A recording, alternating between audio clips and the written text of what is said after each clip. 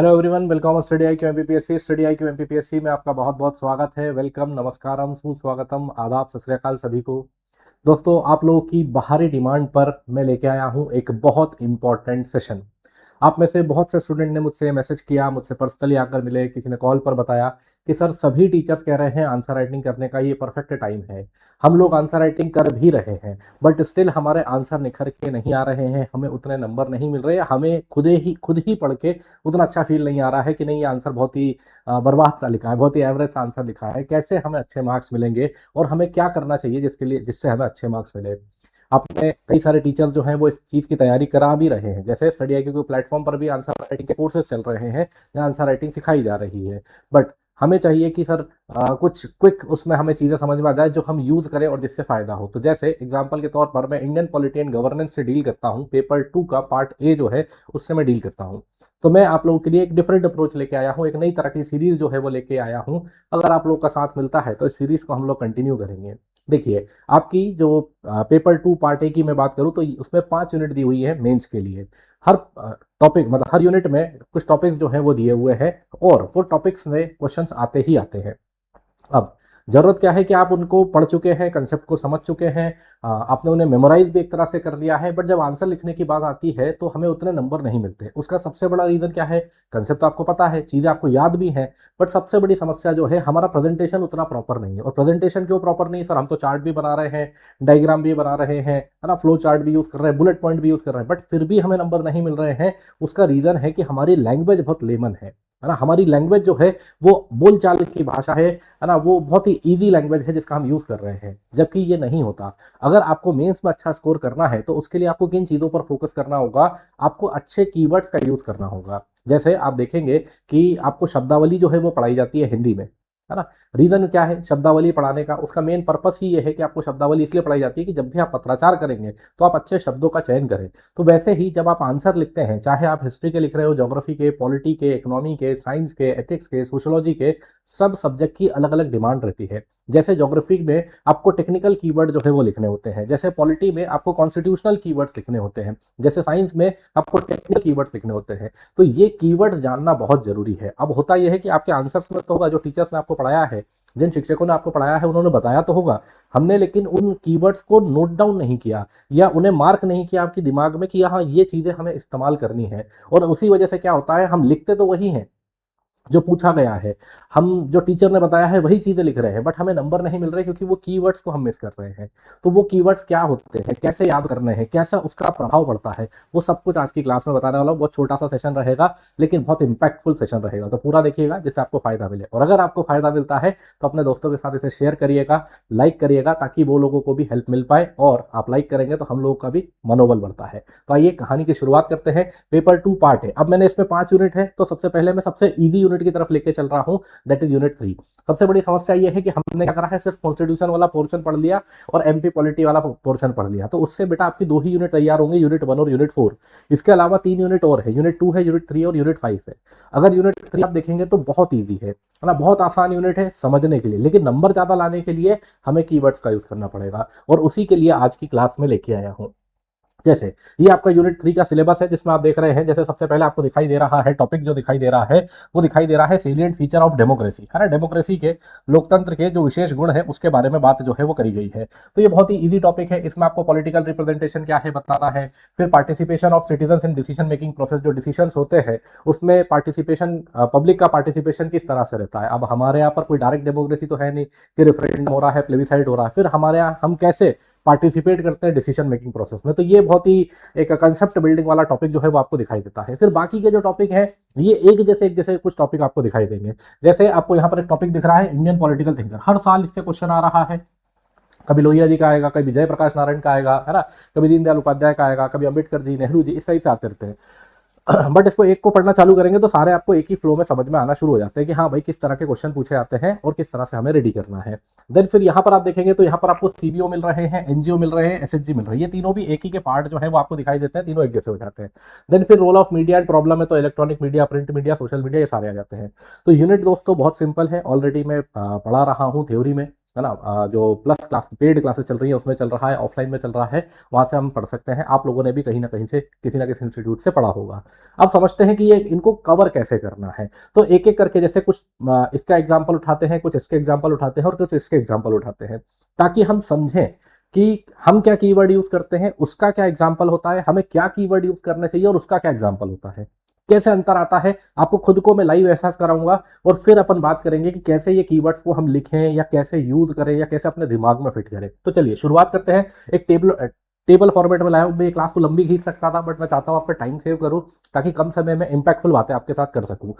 देखो होता क्या है मेरे दोस्तों, अब जैसे एग्जाम्पल के तौर पर हम फ्रेज यूज करते हैं, हम शब्दावली का यूज करते हैं, ग्रुप्स हेल्पिंग आउट, है ना, इस तरह का वर्ड जो है वो हम यूज करते हैं। जैसे उदाहरण के तौर पर आप क्या लिखेंगे, एनजीओ आर, एनजीओ क्या है, तो आप लिखेंगे NGO are group of people helping at the local level, helping at the local level to solve problems, यही लिखते हैं, है ना। अगर आपसे पूछा, जैसे मान लीजिए 2 मार्कर में क्वेश्चन है या 7 मार्कर में है, आपको एनजीओ की डेफिनेशन लिखनी, तो आपने क्या लिखा, एनजीओ जो है वो लोगों का एक समूह रहता है जो लोकल लेवल पर, स्थानीय स्तर पर क्या करते हैं, समस्याओं का समाधान करते हैं, यही लिखते हैं। लेकिन ये बहुत फीका लग रहा है, इसकी जगह हमें क्या लिखना है, हमें लिखना है सिविल सोसाइटी आर्किटेक्चर, हमें लिखना है ग्रास रूट मोबिलाइजेशन। अब ग्रास रूट मोबिलाइजेशन में कहूं या लोकल्स की प्रॉब्लम सॉल्व करने की बात कहूं, एक ही चीज है, लेकिन एक तरफ क्या है, एक तरफ आप साधारण चीजें लिख रहे हैं, एक तरफ शशि थरूर वाली स्टाइल आ रही है, और शशि थरूर वाली स्टाइल ही आपको नंबर देगी। एग्जाम्पल के तौर पर देखिए, 10 मार्क का क्वेश्चन है, आपने आंसर पूरा सही लिखा है लेकिन शब्दावली कीवर्ड्स का सही इस्तेमाल नहीं किया, आपको मिले 3 नंबर। दूसरे व्यक्ति ने आंसर लिखा है, उसने सही शब्दावली का इस्तेमाल किया है, उसे मिले 6 नंबर। अब हर क्वेश्चन में अगर 3 नंबर जाने लग गए तो सोच रहे हो इम्पैक्ट कितना हो जाएगा। 5 पेपर देने हैं आपको, कितने सारे 10 मार्क का क्वेश्चन आते हैं, रैंक की बदल जाएगी ऊपर से नीचे तक की, और वही चीज मिस नहीं करना है। मैं जानता हूं आप लोग बहुत मेहनत करते हैं, बहुत पढ़ाई करते हैं, बहुत तैयारी करते हैं, लेकिन ये छोटी छोटी सी गलतियां जो है ये हमें पीछे धकेलती है, और मैं नहीं चाहता कि मेरे से जुड़ा कोई भी स्टूडेंट जो है वो पीछे रह जाए। मैं चाहता हूं वो बेस्ट जो वो चाह रहा है पोस्ट, वही पोस्ट उसे मिले। तो इसीलिए अब देखो हमें यूज कैसे करना है, हमें यूज करना है एनजीओ और सीबीओ क्या है, यही था। एनजीओ क्या होते हैं, तो एनजीओ स्ट्रेंथन करते हैं, NGO strengthens India's civil society architecture, कैसे करते हैं, through continuous grass root mobilisation. चीज वही है, बस तरीका अलग है। यहां पर लिखा है कि एनजीओ क्या कर रहे हैं, हेल्प प्रोवाइड कर रहे हैं लोकल लेवल पर ताकि प्रॉब्लम सॉल्व हो जाए, और यहां पर क्या लिखा है कि एनजीओ जो है वो स्ट्रेंथन कर रहे हैं, वो सॉलिड कर रहे हैं, किसको सॉलिड कर रहे हैं, सिविल सोसाइटी आर्किटेक्चर को, और कैसे कर रहे हैं, ग्रास रूट को मोबिलाइज करके। वर्ड समझ रहे हो सर, ये या अब आपका एक समस्या आएगी, समस्या क्या है सर, ये शब्द याद नहीं होते, करना ही पड़ेगा दोस्त। अगर हमें रैंक मारनी है, हम चाहते हैं कि भाई हम टॉपर में आए, हम टॉप 50 में आए, हम टॉप 100 में आए, तो उसके लिए हमें उस लेवल के, उस दर्जे का शब्दावली का इस्तेमाल करना पड़ेगा। क्यों, क्योंकि ये हमेशा एक बात ध्यान रखिए, आप जो मेंस लिख रहे हैं, क्या आपके साथ में जो मेंस लिखेंगे वो सब ऐसे ही हैं, उन्होंने कुछ पढ़ाई नहीं करी भाई, वो भी प्रीलिम्स क्वालिफाई करके आए हैं, मतलब उन्होंने बहुत मेहनत करी है तब वो वहां तक पहुंचे हैं, तो वो भी आपके जितने ही क्वालिफाइड है, आपके जितने ही काबिल हैं। तो आपका आंसर दूसरों से अच्छा कैसे होगा, तो उसके लिए क्या जरूरी है, उसके लिए जरूरी है कि आपकी शब्दावली बहुत अच्छी हो, आपका प्रेजेंटेशन बहुत अच्छा हो, आपके जो राइटिंग है वो बहुत अच्छी हो, है ना। तो इसी, अब देखो राइटिंग तो ऐसी है जो चली आ रही है, चली आ रही, थोड़ा बहुत ही आप ऑल्ट्रेशन कर सकते हो। प्रेजेंटेशन आपको बहुत से टीचर सिखा रहे हैं, वो भी आपका सुधर रहा होगा। एक चीज बच रही है कीवर्ड्स की, तो वो मैंने मतलब ये उठाया है बेड़ा कि मैं आपको इसमें पार लगाऊंगा। तो उसमें हमें शब्दावली में करना क्या है, जैसे मैं यहाँ पर आपको बता रहा हूँ सिविल सोसाइटी आर्किटेक्चर, आपको अलग से एक पेपर में बस ये कीवर्ड्स लिखना चालू करना है। अगर आप लोगों का सपोर्ट मिलेगा तो मैं 5 यूनिट के कीवर्ड्स लेके आऊंगा, आपका अच्छा खासा सपोर्ट मिलेगा, और सपोर्ट मिलेगा, आप चाहोगे, अगर आप कमिट करते हो कि नहीं सर और क्लासेस हमें कीवर्ड्स वाली चाहिए, मैं इन टॉपिक्स में सब टॉपिक्स बना बना के कीवर्ड्स लेके आऊंगा, ताकि आपका बहुत अच्छे से पेपर 2 पार्ट तैयार हो जाए।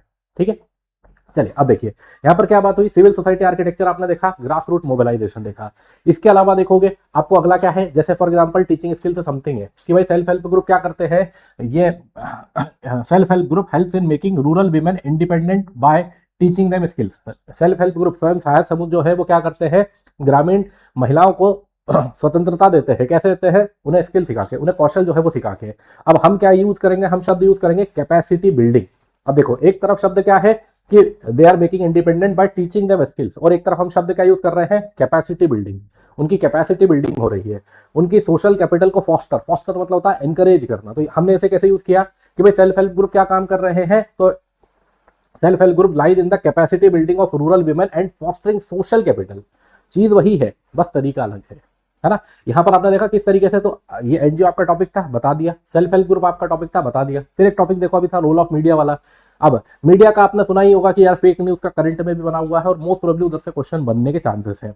अब यहाँ पर कुछ भी आता है फेक न्यूज से रिलेटेड आपको लिखना है या मीडिया से रिलेटेड क्वेश्चन तो आएगा। अब आप कहीं ना कहीं लाइन यूज करोगे, तो कैसी लाइन यूज करोगे? Media report news to the public but nowadays they spread fake news for money, है ना, पैसे के लिए वो फेक न्यूज फैलाते हैं। आपने इस तरह का कुछ वर्ड्स यूज किया, बहुत ही लोकल लग रहा है वर्ड, है ना, बहुत ही ऐसा लग रहा है कि वो ये फ्यूचर ब्यूरोक्रेट का आंसर नहीं हो सकता, ये उसका लिखने का तरीका नहीं हो सकता। उसकी जगह हमें कैसे वर्ड यूज करने? Fourth state, watchdog of democracy, paid news syndrome. अब वही देखो, फेक न्यूज लिखा है फॉर मनी, उसी को मैंने क्या लिख दिया?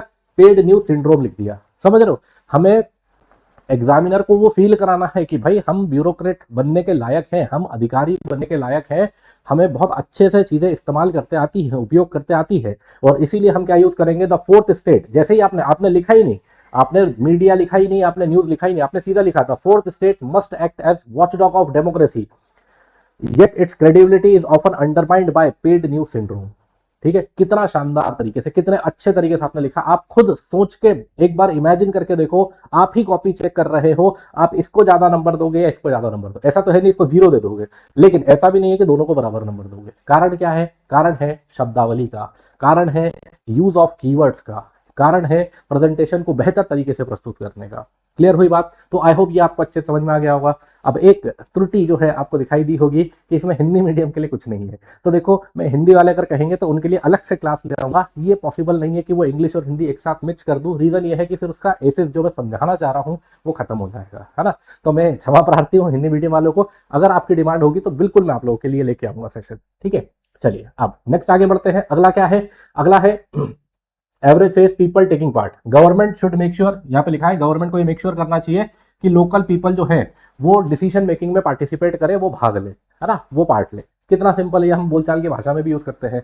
लेकिन उसी की जगह अगर मैं अच्छा कहूँ, उसको मतलब वर्ड यूज करूँ, तो मैं क्या कहूँगा? पार्टिसिपेटरी गवर्नेंस होनी चाहिए, सिविक एंगेजमेंट को बढ़ाना चाहिए। देख रहे हो, एक तरफ है सिविक एंगेजमेंट और एक तरफ क्या है? लोकल पीपल का पार्टिसिपेशन बढ़ाओ। क्या ज्यादा अच्छा लग रहा है? क्या ज्यादा भारी लग रहा है? तुम खुद ही कहोगे यार नहीं, सिविक एंगेजमेंट ज्यादा मतलब प्रैक्टिकल लग रहा है, ज्यादा अच्छा शब्द लग रहा है। तो हमें कैसे यूज करना है? E governance initiative promotes participatory governance and active civic engagement.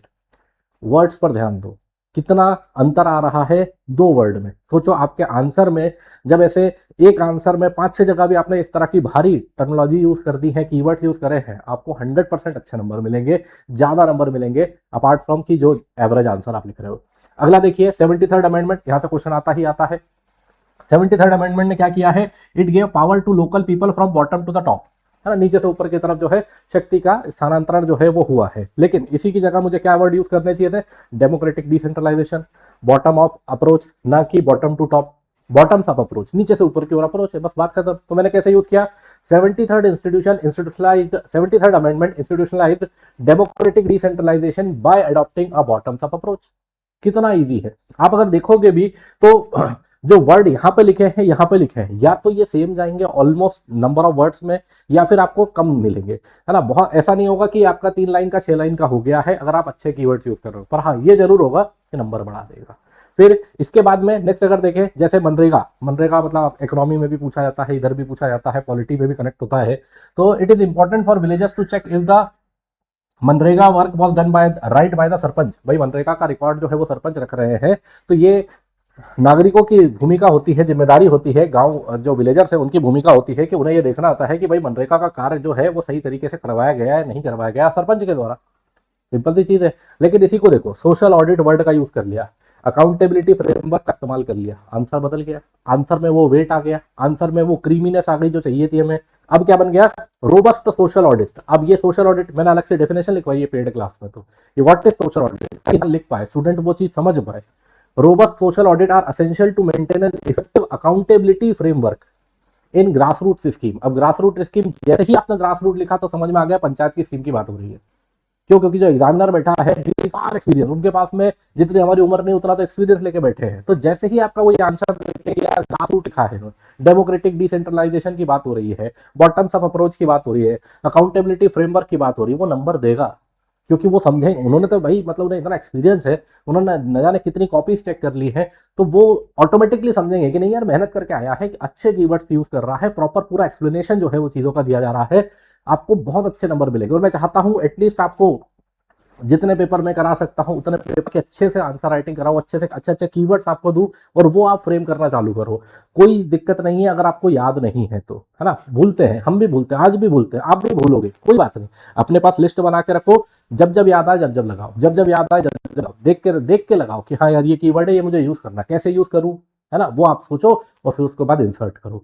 आगे बढ़ते हैं। नेक्स्ट अगर आप देखेंगे तो अगला क्या है, जैसे फॉर एग्जांपल सोशल मीडिया का, social media makes people only see things they agree with, dividing society. अब सीधी सी बात है, सोशल मीडिया पर जो फीड आ रही है हमारी, वो कैसी आ रही है कि मैं जिस पार्टी को पसंद करता हूं उसी पार्टी की फीड आ रही है, मेरे को कोई दूसरा साइड नहीं मिल रहा, कॉइन का दूसरा पहलू देखने को नहीं मिल रहा है। बट यही चीज को मेरे को अगर आंसर में मेंशन करना है तो मैं शब्द कैसा यूज कर रहा हूँ, इको चेंबर। इको चेंबर में क्या हुआ भाई, एक चेंबर बना हुआ जिसमें कोई नहीं है, मैं ही हूं बस, तो वही आवाज मेरे को रिपीट आ रही है, तो मुझे मेरी जैसी ही फीड आ रही है। देन एल्गोरिदम बायस, एल्गोरिदम बायस मतलब एल्गोरिदम ऐसा सोशल मीडिया ने सेट कर रखा है कि जैसा आप देखोगे वैसा कंटेंट आपको दिखाई देगा। इससे क्या हो रहा है, इससे डिजिटल पोलराइजेशन हो रहा है। जहां पर मैं कह रहा हूँ डिवाइडिंग सोसाइटी, इसकी जगह मैं वर्ड क्या यूज कर रहा हूँ, डिजिटल पोलराइजेशन। डिजिटल बोला तो सोशल मीडिया, और पोलराइजेशन मतलब क्या हुआ, सोसाइटी को डिवाइड कर रहा हूँ। कितना ईजी हो गया। तो यहाँ पर क्या है, algorithm bias on social platforms category creates echo chambers, इसे इको चेंबर बन रहे हैं, जिसकी वजह से क्या हो रहा है, डिजिटल पोलराइजेशन जो है वो एक्सेलरेट हो रहा है और ज्यादा बढ़ता जा रहा है। आप खुद देखो क्वालिटी अंतर आ रहा है, अंतर आ रहा है। यहाँ पर मतलब आप ऐसा सोचो 480p से हम 4K रेजोल्यूशन पर जा रहे हैं, इतना आंसर में चेंज आपको दिखना चाहिए, तो आपको मजा आएगा, तो आपको मेहनत करने का मन करेगा। देन देखिए, इसके बाद में आप पढ़ते हो इंडियन पॉलिटिकल थिंकर्स, विचारक के तौर पर आप पढ़ते हो। विचारक में सर कैसे यूज करेंगे, ये तो ठीक है, समझ में आया, सीबीओ में यूज कर लिया, एनजीओ में कर लिया, डेमोक्रेसी में कर लिया, पंचायती राज में कर लिया, ये चीज तो समझ में आ गई। लेकिन थिंकर्स में कैसे, थिंकर्स में तो पुराने वर्ड्स यूज करने पड़ेंगे, नहीं ऐसा नहीं है। देखो जैसे कौटिल्य, कौटिल्य किसके बारे में कहा, तो भाई राजा के बारे में कहा हुआ है कि भाई कौटिल्य सेड दैट कि a good king should always do good things for his people, है ना। एक अच्छा राजा जो है अपनी प्रजा के लिए अच्छे कार्य करता है। अब ये बहुत सिंपल हो गया, ये तो हम समझाने के लिए या एक दूसरे को बोलने के लिए इस्तेमाल करते हैं। हमें शब्द कैसा इस्तेमाल करना है, तो हमें यूज करना है राजधर्म, योग क्षेमा, सप्तांग थ्योरी। तो हम क्या लिखेंगे, according to Saptang theory a rulers ultimate Rajdharma is, राजधर्म क्या है कि उसका मेन गोल क्या है, टू स्ट्रिक्टली एंश्योरिंग द योग क्षेमा ऑफ द सब्जेक्ट्स। भाई जो भी उसके सब्जेक्ट्स है उनका देखभाल करना, उनका वेलफेयर करना, तो वही क्या है, योग क्षेमा हो गया। ठीक है। देन अगला है देवी अहिल्याबाई। देवी अहिल्याबाई भाई एमपीपीएससी के लिए मोस्ट इंपॉर्टेंट टॉपिक में से एक होती है। अब Devi Ahilyabai was a good ruler who helped people and built many temple, यही लिखते हो ना तुम आंसर में। मैंने कई आंसर की कॉपियां चेक करी, ऐसे ही आंसर मिलते हैं, मतलब ऐसा बिल्कुल सिंपल भाषा में, जैसे 5th 6th क्लास का कोई बच्चा निबंध लिख रहा हो, ऐसे लिख रहा हो इंग्लिश लैंग्वेज में, ऐसे ही आंसर मिलते हैं। उसी की जगह अगर मैं थोड़ा सा अपने आप को, अभी बहुत टाइम है एग्जाम में, अगर मैं इंप्रूव करने की कोशिश करूँ, मैं चाह रहा हूँ 2027 वालों के लिए कह रहा हूँ, अगर आप 26 वाले भी है, अभी आपका पेपर है, या 25 वाले हैं, तो भी एटलीस्ट ये कीवर्ड्स को, आप लोग इतनी मेहनत ऑलरेडी कर चुके होंगे, बस ये कीवर्ड्स की लिस्ट जो मैं आपको देता रहूंगा, इनको बस ध्यान में रखना शुरू कर दो, आप ऑलरेडी इंटीग्रेट कर लोगे, क्योंकि मैं जानता हूं आप लोगों ने कितनी मेहनत करी हुई है, और 2025 वालों ने तो बहुत वेट भी किया है। बस आपको लिस्ट देते जाऊंगा, आप बताते जाना आपको किस किस टॉपिक की चाहिए, आप उसको इंटीग्रेट करने की कोशिश करिएगा। देखिए Devi Ahilyabai Holkar set up benchmark of, अब देखो आप वर्ड देखो, फिलांथ्रोपिक गवर्नेंस। फिलांथ्रोपिक गवर्नेंस शब्द समझ रहे हो, फिलांथ्रोपिक का मतलब होता है कि for the good of the people, for the sake of the people, है ना। Then and facilitated a pan India cultural resurgence, research मतलब वापस से उत्थान करना। अब देखो, अब ये शब्द देखो, जिन लोगों की मदद करी और मंदिर मंदिर बनाए, मंदिर बनाने को ही मैंने क्या कहा, रिसर्जेंस, कल्चरल रिसर्जेंस हुआ है। बात समझ रहे हो। वॉज गुड रूलर, अच्छी शासिका थी, उसको क्या कर दिया, फिलांथ्रोपिक गवर्नेंस जो है वो इनके द्वारा सेट करी गई। चीज वही है, बस अंतर क्या है, भाषा में अंतर है। बस अंतर कहां पे आ रहा है, पंच पॉइंट्स हमने डाले हैं, ताकि वो आंसर में वो वजन दिखे, पढ़ने की इच्छा होनी चाहिए एग्जामिनर की कि हाँ यार ये कुछ आंसर लिखा है इसमें। तो वही कोशिश जो है वो मेरे द्वारा करी गई है। ये कुछ एक ट्रेलर था जो मैं आपको दिखाना चाह रहा था, समझाना चाह रहा था कि कहां पर आप लोग कमी कर रहे हो, जो लोग मेंस की प्रिपरेशन कर रहे हैं, या 2027 को, 28 को, 29 को आप टारगेट कर रहे हैं। This is the right time. ये परफेक्ट समय होता है जब आप मेंस के सब्जेक्ट को स्ट्रॉन्ग करें, मेंस की आंसर राइटिंग को स्ट्रॉन्ग करें। मैं आप सभी से, आप किसी भी इंस्टीट्यूट में हो, आप सेल्फ स्टडी कर रहे हो, आप स्टडी आईक्यू पर हो, कहीं पर भी हो, एक चीज बेटा स्टार्ट कर दो, that is your answer writing. Daily की एक हैबिट बनाओ, अच्छा लिखो, बुरा लिखो, बहुत बुरा लिखो, नो मैटर्स। आप 3 2 मार्कर लिखो, 2 7 मार्कर लिखो, और 1 10 मार्कर लिखो। जो भी आपके है, कोई मेंटोर हो, कोई गाइड हो, कोई टीचर हो, आप उन्हें दिखाइए कि सर हमने ये लिखा है, और मैं आपको गारंटी से कह रहा हूँ विद इन 30 डेज आप खुद कहोगे कि हाँ इंप्रूवमेंट हुआ है। और उसमें बस ये छोटी छोटी सी चीज़ें इंटीग्रेट करना चालू करो, जैसे मैंने आज आपको कीवर्ड सिखाए हैं, इनको थोड़ा थोड़ा करके इंटीग्रेट करना चालू करो। मैं गारंटी दे रहा हूँ आपको मेंस में दिक्कत नहीं आएगी। अभी तक हम जो प्री के लूप में फंसे हुए ना कि बस प्रीलिम्स की तैयारी करी, फिर उसके बाद में कोई दूसरी एग्जाम आ गई उसकी तैयारी करी, फिर तीसरी की एग्जाम की तैयारी करी, चौथी की फिर प्री का नोटिफिकेशन आ गया, वो नहीं। बिल्कुल डेडिकेटेडली आप अगर तैयारी कर रहे हो तो ये आपके लिए है, यही मेंस में आपकी हेल्प करेगा। क्लियर है बात? तो आई होप यहाँ तक की कहानी आप लोगों को बहुत अच्छे समझ में आ गई होगी। अगले हैं गांधी जी। अब गांधी जी किसके बारे में बात करते थे? तो गांधी जी कहते थे कि विलेज डेवलपमेंट जो है वो जरूरी है, भारत जो है गांव में बसता है, विलेज डेवलपमेंट जरूरी है, इससे ही सब अपलिफ्ट होंगे, सभी का उत्थान जो है होगा। अब हमने ये सारी चीज लिखने की जगह हमने ग्राम स्वराज की बात करी, हमने सर्वोदया की बात करी। जैसे गांधीयन पॉलिटिकल फिलोसफी किसके बारे में बात करती थी, एम्फसाइज करती थी ग्राम स्वराज के बारे में, कि ये फाउंडेशन की एक तरह एक्ट करेगा to achieve economic goal of socio economic goal of Sarvodaya. फिर डॉक्टर भीमराव अंबेडकर इनइक्वालिटी असमानता को हटाने के लिए जीवन भर लड़ते रहे, तो इन्होंने क्या कहा, मतलब इनका स्टेटमेंट देखे तो wanted to remove inequality in society and destroy the caste system, यही हुआ था। भाई बात सही है, सही लिखा हुआ है, लेकिन अगर इसको और बेहतरीन शब्दों में लिखे तो हम क्या लिखेंगे, Ambedkar stress that political democracy must be built upon the foundation of social democracy and annihilation of cast.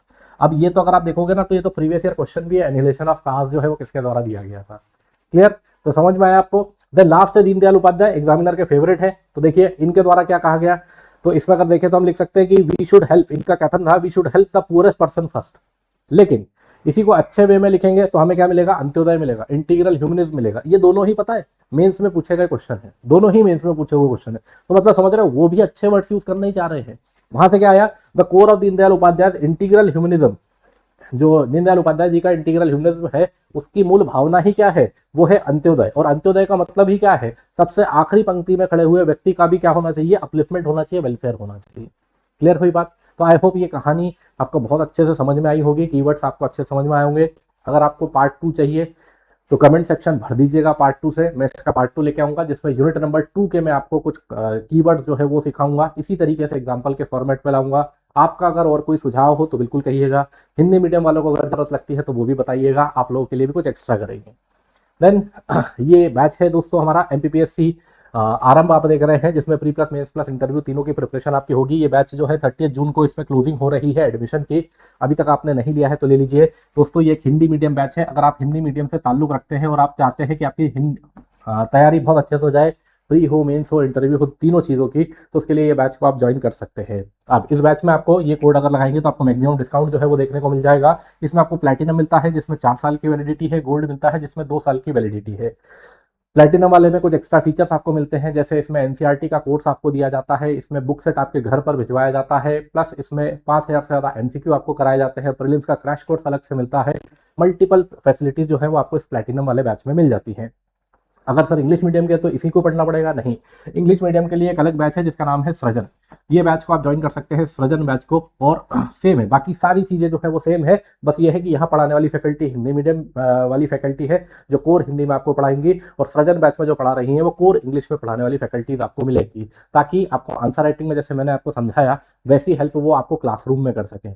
और स्टडी IQ की तरफ से एक बहुत अच्छा ऑफर जो है वो स्टूडेंट्स के लिए रहता है, और वो ऑफर रहता है कि अगर आप सीरियस है अपने एग्जाम के लिए, आप डेडिकेटेड हैं, आप चाहते हैं कि मुझे निकालना है, तो अगर आप केवल प्रीलिम्स भी क्वालिफाई कर लेते हैं तो जो भी फीस आपने भरी है 18,999 या 11,999, ये पूरी फीस प्रीलिम्स का रिजल्ट आएगा, आप रोल नंबर बताओगे, आप रोल नंबर शेयर करोगे, एक बार वेरीफाई होने के बाद में आपकी पूरी फीस स्टडी IQ की टीम जो है वो रिटर्न कर देगी उसी मोड पर जिस मोड के थ्रू आपने पेमेंट किया था, ताकि आपकी मेहनत को वो गिफ्ट हम दे पाए कि हाँ भाई स्टडी IQ की टीम हमेशा आपके साथ में खड़ी रहती है, और आप आगे मेंस इंटरव्यू सबकी प्रिपरेशन फ्री ऑफ कॉस्ट जो है वो कंटिन्यू कर सकें।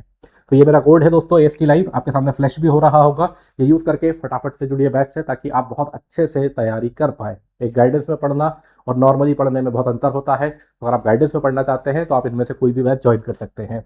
बाकी अगर क्लास पसंद आई हो तो लाइक करिएगा, अपने दोस्तों के साथ शेयर करिएगा, चैनल सब्सक्राइब नहीं किया है तो चैनल सब्सक्राइब कर लीजिएगा। अगर आपको पार्ट 2 चाहिए तो कमेंट करिएगा पार्ट 2। मिलते हैं अगली क्लास में, तब तक के लिए जय हिंद, जय भारत सभी को, जय श्री कृष्णा, जय श्री महाकाल।